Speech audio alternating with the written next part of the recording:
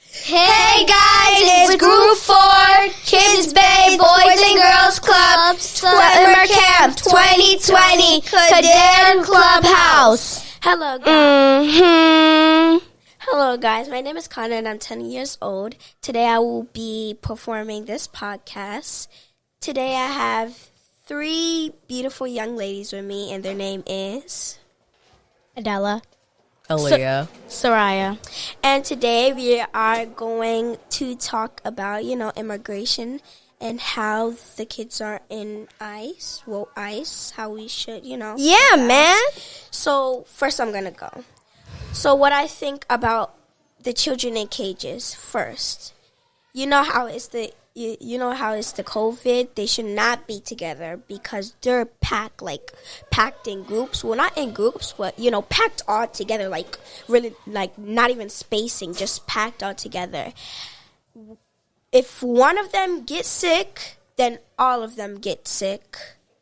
So, I think that if they're gonna keep the children together, I think at least it's possible for them to group each other. Yeah, I agree. So what do you think, Savaya? What do you think about Soraya? Sorry. I think that they should not. Well, the people that are putting them in cages should not be able to do that because just because you're an immigrant, that doesn't mean that you should be locked up in cages just to be a citizen. And plus, the children are sent into cages and taken away from their family. And they can't see their family anymore. Yeah. What about you, but Aaliyah? why? I have no idea. Have you guys? Hi, you just missed the Ish. I just took over one of the microphones. Have you guys seen this documentary that's on Netflix? It's about exactly what you're talking about ICE and about immigration. You should definitely see it. I would say ask a parent first, because it has to do with a lot of sensitive stuff.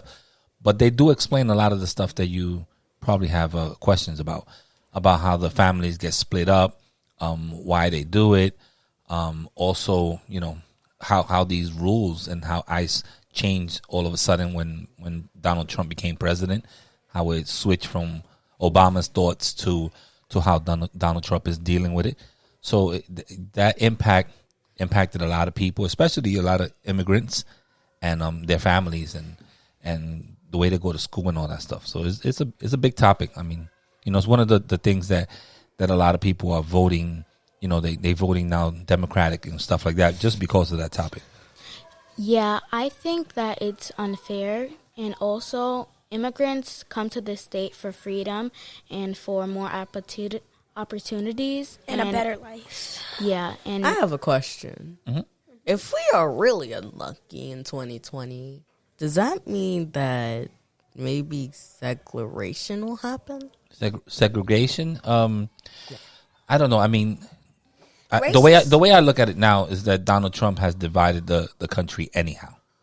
You had 8 years before this. You guys are younger, but you had 8 years before this when Obama was president, and the country seemed united.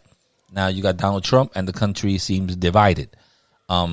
He says a lot of stuff that's negative. He says a lot of negative stuff about women. He says negative stuff about African American women, about Spanish people. So he's just always very negative, and he's basically the top man. He's the top person that runs the country. So when it comes all the way from the top, it starts sprinkling down, and sometimes other people say, "Hey, you know what? If he feels that way, I feel that way too."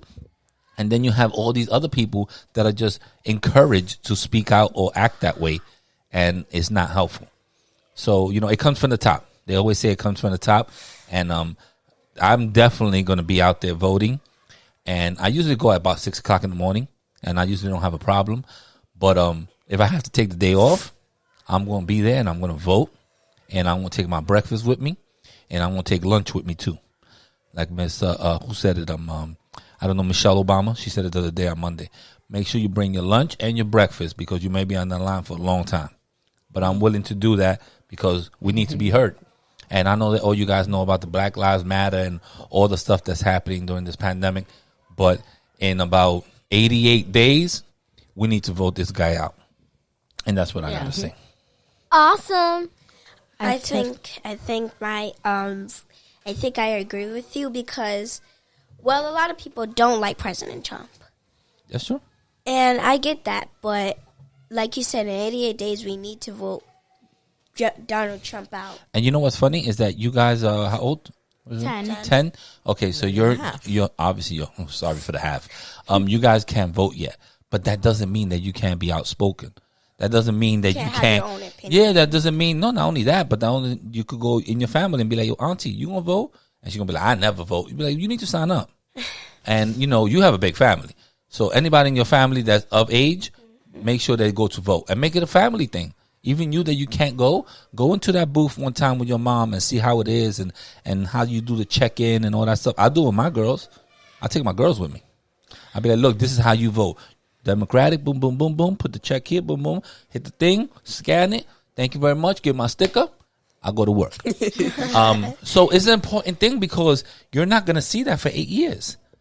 But I tell you this much, if they take you now and you start seeing it, and you start seeing how people gather up and the conversations that are going on, it's gonna hype you up. The last time that we had this big, hype was obviously when Obama was running because he was the first black president. So everybody was, I can't wait to vote. I can't wait to vote. But this should be as important. So even though you're 10 years old, when you go to church, you ask the pastor, you ask somebody, you gonna vote. You make sure that people sign up. You can have your own little list. You could say, I'll help you go over there if it's an older lady or whatever it might be. You can still get involved. At this age, you could get involved. Wow. I did not know that. I did not know. Yeah. It's serious business out there. Well, do you have anything to say earlier or Sophia? Yeah, actually, I was going to say that one time, like recently, I was watching a TV show and a commercial came up and it was a teacher. She said that she voted for Donald Trump before, but now she's regretting it. Yeah, I mean, it happens. It happens. I can't tell you that every person that I voted for won. I voted for Hillary last time. She lost. Well, technically, that's another scandal. But I voted for Hillary. I wanted a woman president. Me too. Do you have an idea who you think is going to be the first woman president? Michelle Obama. Let me tell you something. If after Monday's speech, if she doesn't run to be president of the United States, I don't know. It'll be a waste of talent. She is incredible. She's an incredible speaker. She reaches so many people. I guess there's only one more person that's more famous than her that could do that. It's probably Oprah. Yeah, but when she speaks, she speaks a lot too. But she's not as educated as Miss Obama. She is very empowering. Also. Yeah, she definitely is. Well, do you have anything to say, Leo? Leah said Obama. She's ready to do it. She's ready for Michelle to run. And not for nothing. If she ever runs, I think it's going to be in 8 years. 8 and you know years? What? Yeah, because you figure because if he went, at least 17. Okay, if Biden wins now, usually they do 8 years. It's very rarely. Like Donald Trump will be the first president in a very long time that doesn't get a second term. So first term is 4 years. Second term is another 4 years. So in 8 years, it'll be your first time to vote. And guess who you want to vote?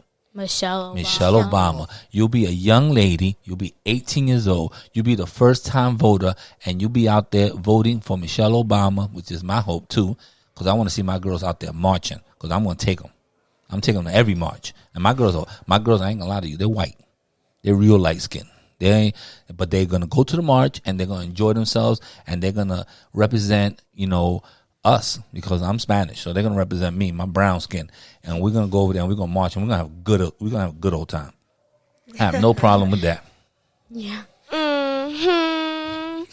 Okay, thank you guys for doing this podcast. I really had fun with talking to you guys. Thank you guys. It was very fun. It was an important topic, and the summer's gonna end, but I definitely want you guys to don't think that because of your age you can't get involved. You can get involved somehow.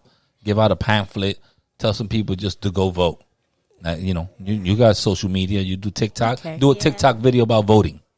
Okay? Put it out there. Okay. Put it out there and let me know. Okay, well, thank you guys. And we're out of here. Bye. All right, See you later, guys. Bye. Bye.